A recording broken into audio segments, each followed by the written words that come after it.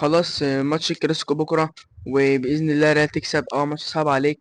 حاسس بقى إن أداك الموسم ده معنويا فنيا إداريا كل حاجة بايظة عندك بالمشاكل اللي في الفرقة. في غرفة الملابس مفيش سيطرة في غرفة الملابس. عندك في الفيردي مش لاعب عشان الإصابة أو عشان المشكلة اللي عملها. تشاوميني لسه في ما صارش قرار رسمي بأنه مش هيشارك. عندك غيابات، عندك إصابات. سيبك من كل ده. يعني انت ماتش بكره لازم تكسبه فنيا، يعني لازم تكسبه كروح معنويه. ترفع روح معنوياتك بدايه من الموسم الجاي.